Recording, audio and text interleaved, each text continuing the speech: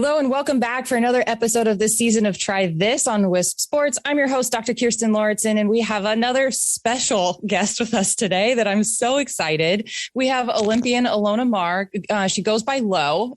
She also actually has a podcast on Wisp Sports called The Lion's Den, and it's all about rugby. Lo, welcome to the show. I'm excited to have you today.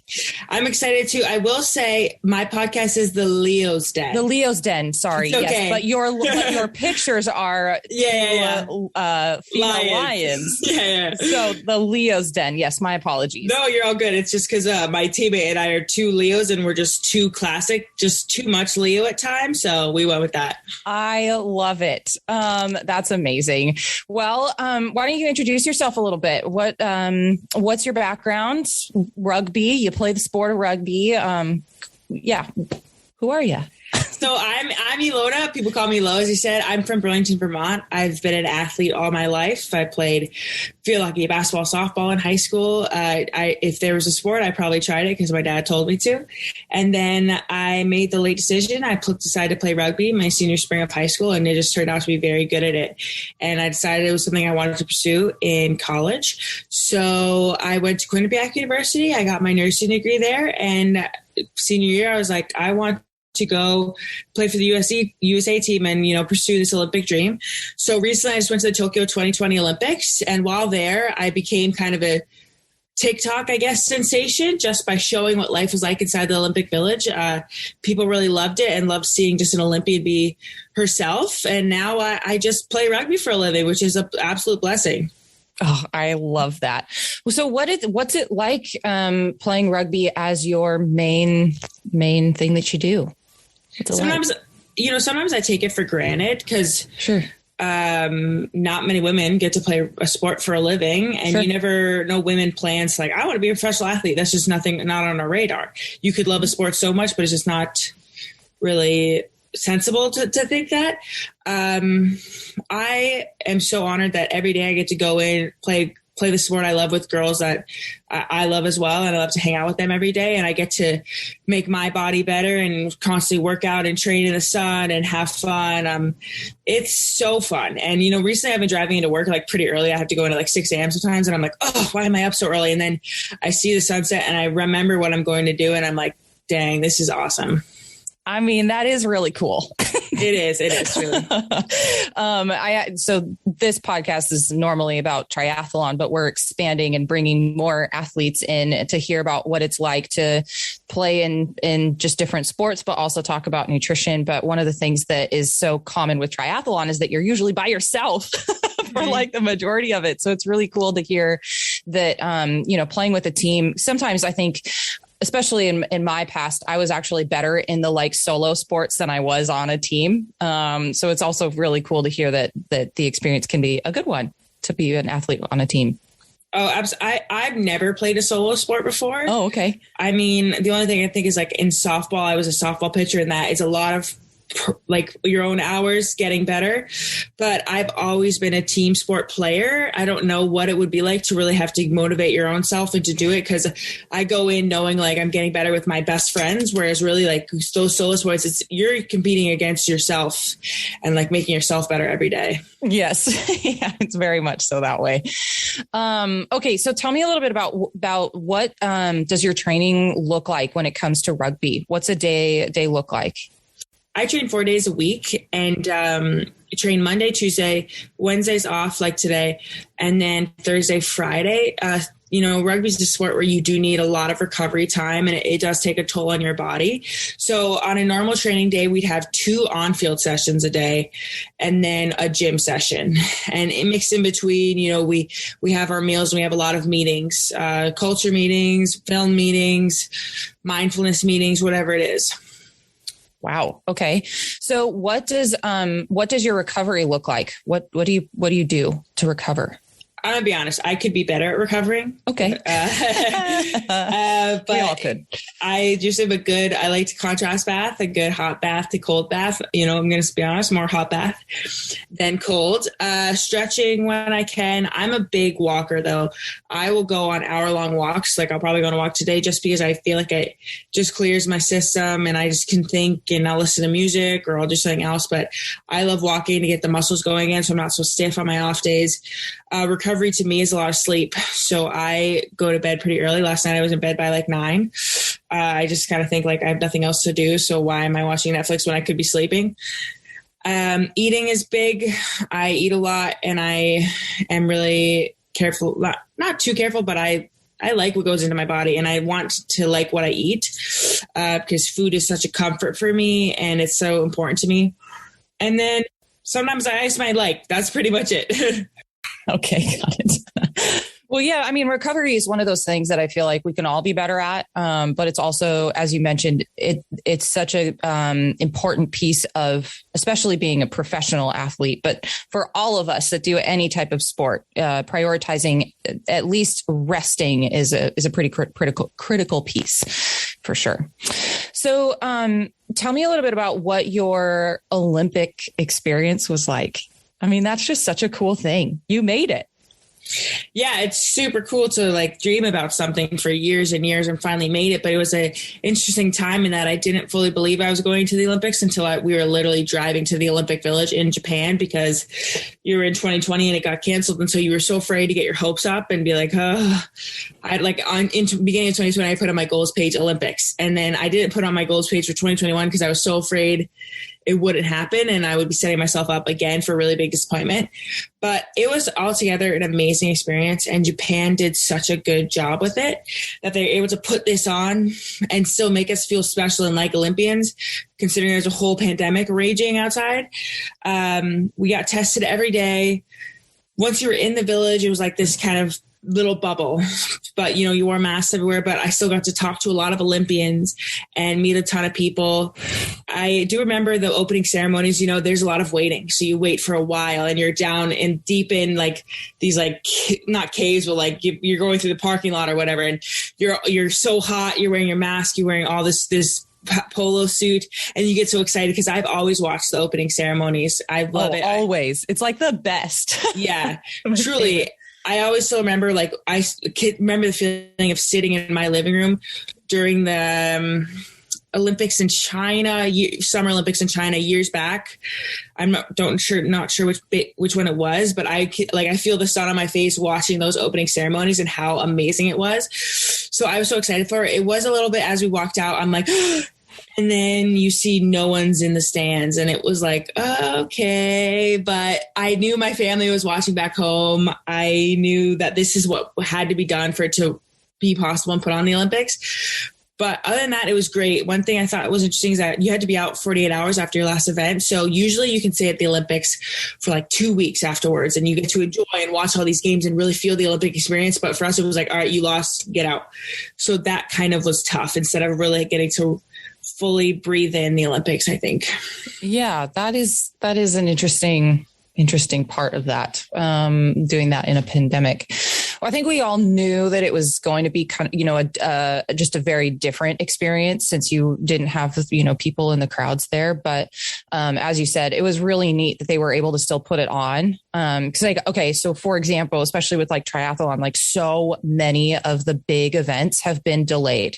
Like Kona hasn't happened for a couple years now. A couple of other races that I follow haven't, like big races, like have not happened. So now they have these like long lists of like athletes that are like ready to have these, big experiences at like Kona and the Norseman and, a bunch of these big triathlons. They just haven't happened. So they're all like backlogged with a bunch of people. So it's nice that at least they were able to put the Olympics on and make it as best of an experience for you as they possibly could. Yeah, I'm so thankful for them. I think I'm so lucky. Like, I love Japan, which is really sad. I would love to have gone out, experienced Tokyo. But if there was ever a place that would host a Olympics during a pandemic, Japan would be the one able to do it and do it perfectly and so well. So that worked out well. Yeah, absolutely. Well, we'll be right back after this short break, and we're going to dive into nutrition.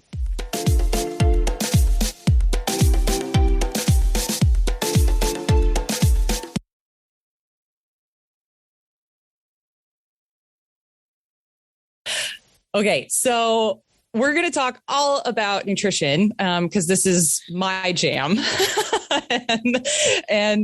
So no pressure, but let's start with what do you generally, I know you mentioned that it's really important for you to keep food as a good experience, right? Like you don't necessarily want to restrict a whole lot. So like just generally speaking, what does nutrition look like for you?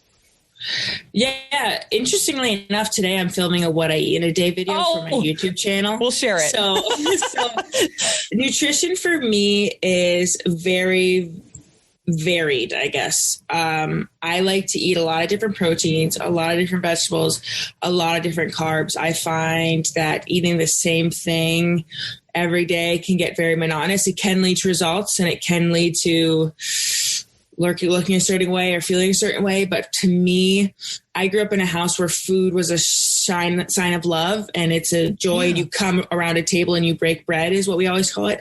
So food is very important to me just for my own mental health. So I guess I don't really think I give it up, but I maybe give up being very slim or looking a certain way because I think that I want to eat this and not feel bad about enjoying the little things. Like Sunday morning, I went and got a croissant because I was like, man, I want a croissant. Or today I'm going to go get a bowl or something. So in a typical day, I mean, I eat like breakfast, lunch, dinner for sure. And then a snack in between, 2 snacks in between, and then maybe something at night. I always have to eat chocolate. That's my thing. I have to. Sure. Sure. Yeah. So as far as like, well, I love that. So one of the things that I try to explain to people too is that in many cases we've sort of lost that connection to food. So I really appreciate that you have that as part of something that was really important to you, and you're bringing that forward from when you were a kid and growing up, because like cooking food and sharing food with, people and that whole experience is actually something that translates to, number one, getting like our digestive systems ready to go. Like it's the whole experience of smelling the food and chopping and dicing and hearing the sounds, all of that. And then bringing everybody together is a really big piece of us getting ready to eat. And it can be very much so like a ritual in some cases. And as you mentioned, like for your mental space and mindset, as far as just being able to have that as a piece of eating, like that's a really important piece. I think we've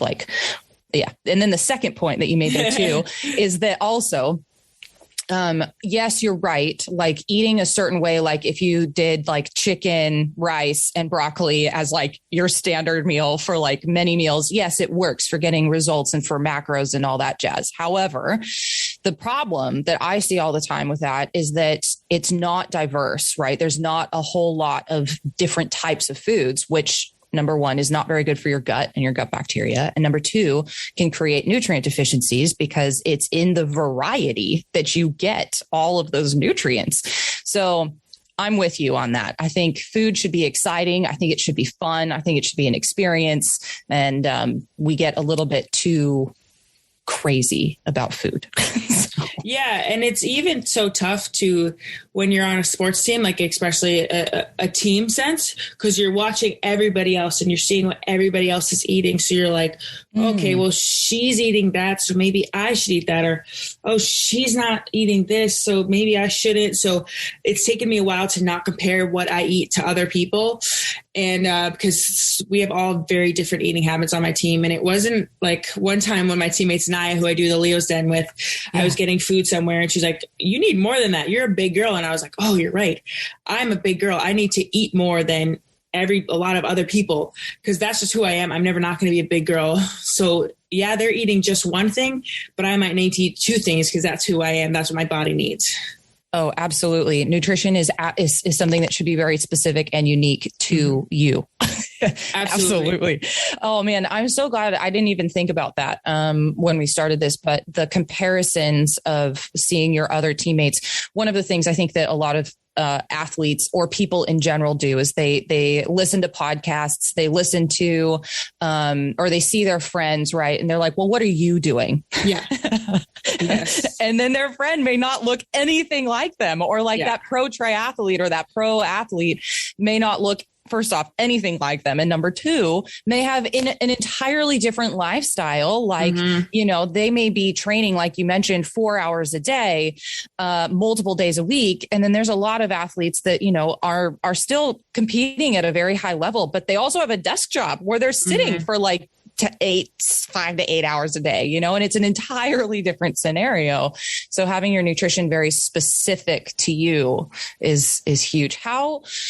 Was it just kind of those conversations with your teammates that helped you kind of bridge that gap a bit? Or was there anything else that was really effective for you for realizing that like you need to eat for yourself?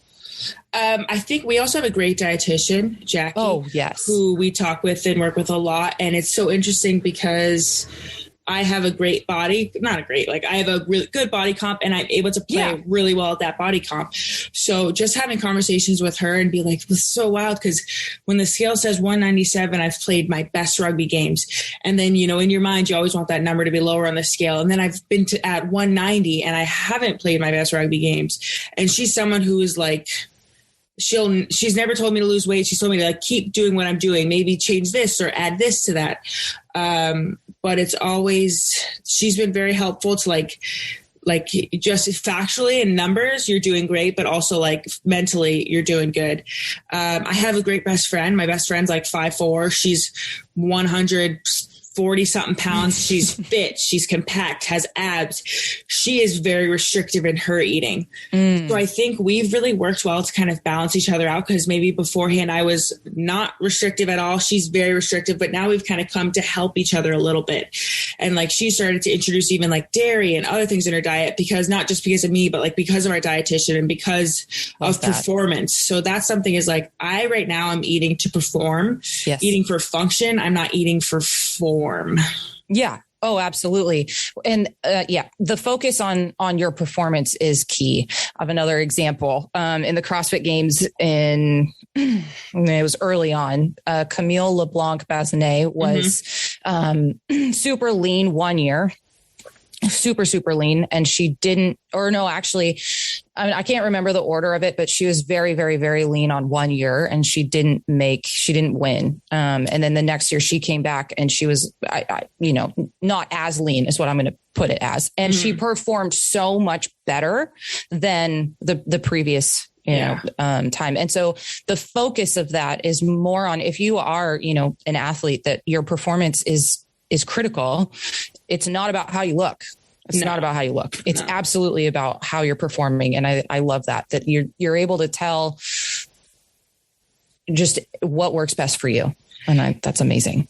Yeah. And one thing I don't do now, which my dietitian told you was like, don't weigh yourself. Oh, yeah. Don't weigh it because that number isn't telling me how many tries I'm scoring, how well I'm playing on the field. It's not telling me how good I feel. So I don't weigh myself. I did weigh myself recently. We do weigh ourselves on tour, to get hydration and whatnot and to make sure we're still eating right. Yeah. So I weighed it and I was like, oh, interesting. All right, well, that's fine. But I've come to a point where I weigh myself and I don't think, okay, maybe I should skip this meal then. I'm just like, okay, that's my weight right now. How do I actually feel? Yeah, that's such a good mindset. I love that. So, what's like a typical breakfast, lunch, dinner look like for you? Yeah, of course. So, 2 eggs, or I just had 3 eggs today, actually. Eggs of some kind, scrambled eggs. When I'm training, spinach, peppers, onions, and salsa or whatever on it. Then for a carb, I'm a big toast person. So I might have 2 pieces of toast, oatmeal or something, potatoes. And then if they have real bacon, I'm going to eat real bacon because I love it. Heck yeah. I'm someone who I put creamer in my coffee. I can't drink it black. I think it's gross. Yeah. So I will put cream and sugar in my coffee every day. It gives me such joy. I can't stop. Oh, I love it. And then for lunch and dinner are very similar. It's a protein of some kind, usually maybe on like a bed of spinach. If there's a good vegetable I like broccoli or green beans, then I'll eat that. And then whatever carb is there, rice, potatoes again. Toast, even. I love toast, as I've said.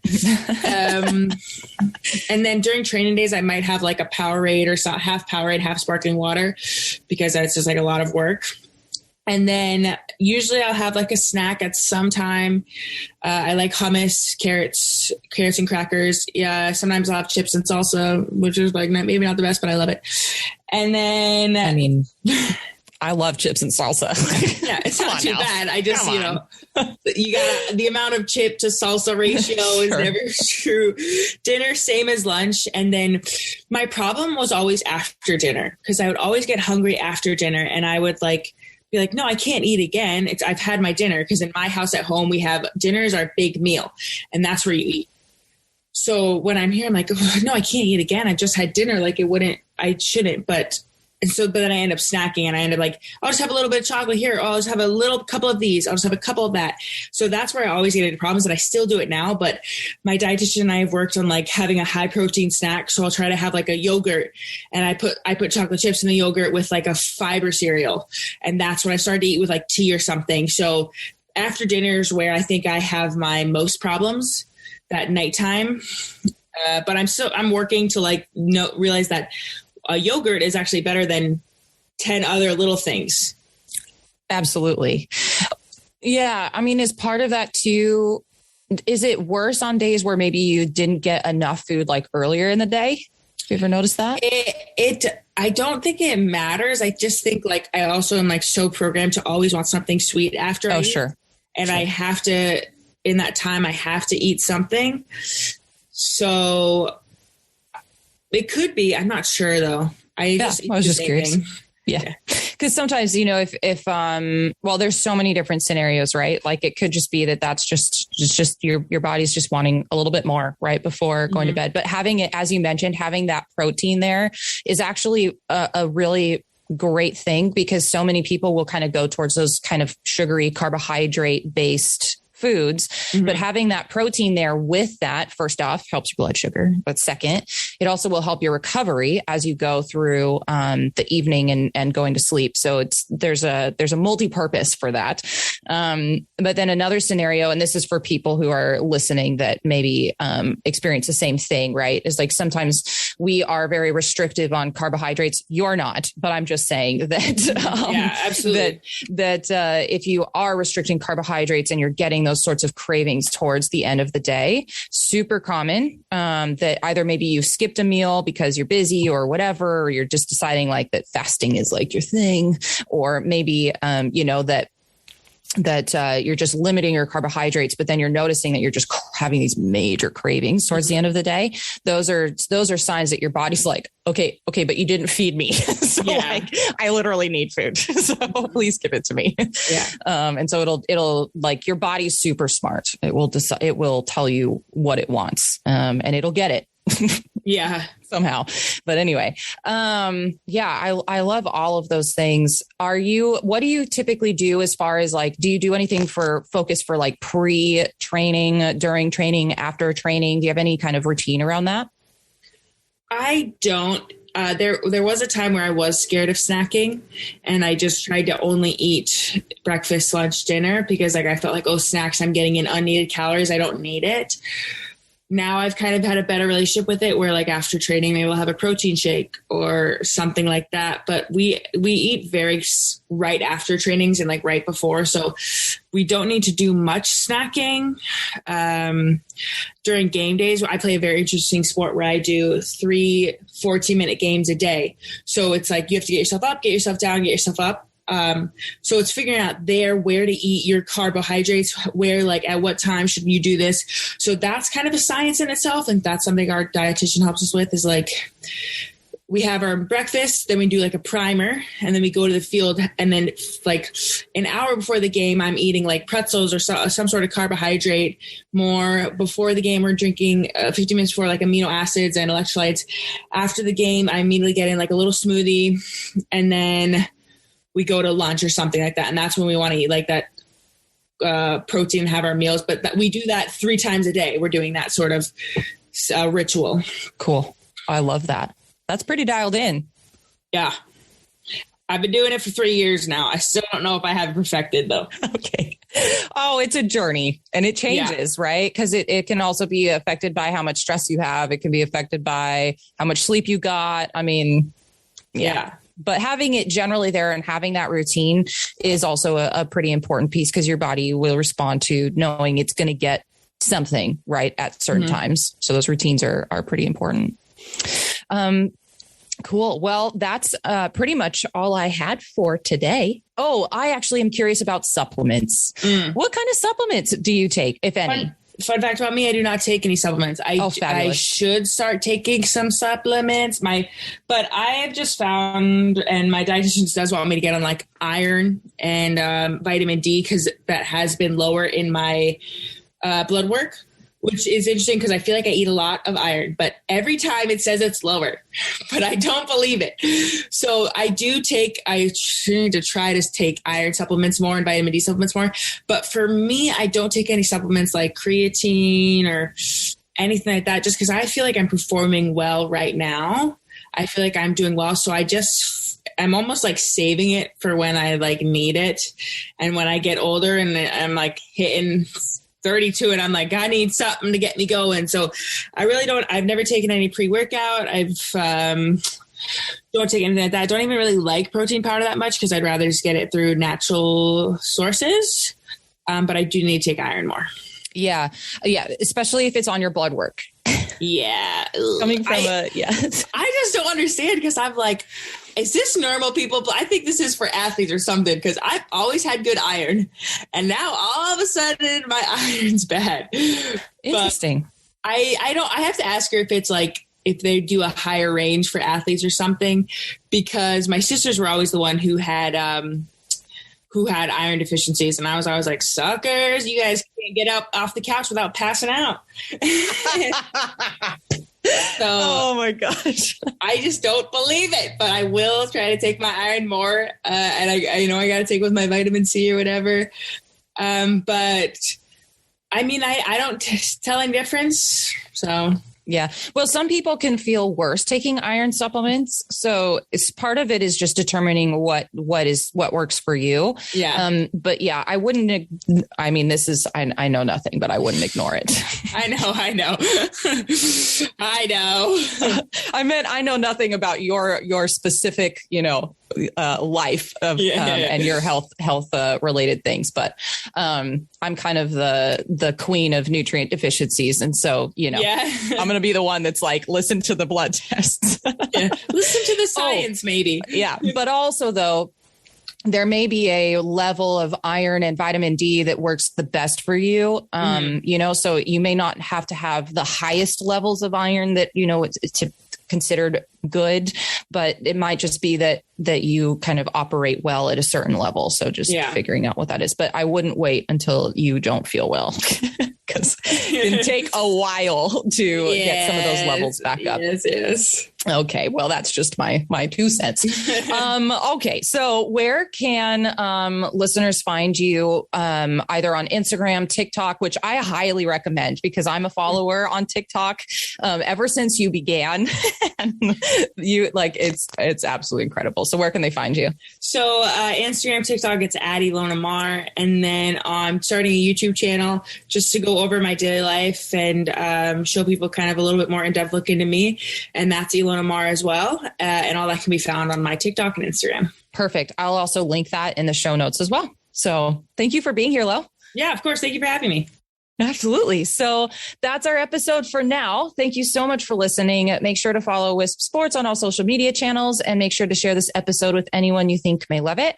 You can also follow me at Dr. Kirstin on Facebook and Instagram and drkirstin.com. If you'd like to reach us with any comments or questions about this episode, you can at info@wispsports.com. And you can always leave a direct message with us over on social media as well. Thank you for listening and I'll be back next week. Take care.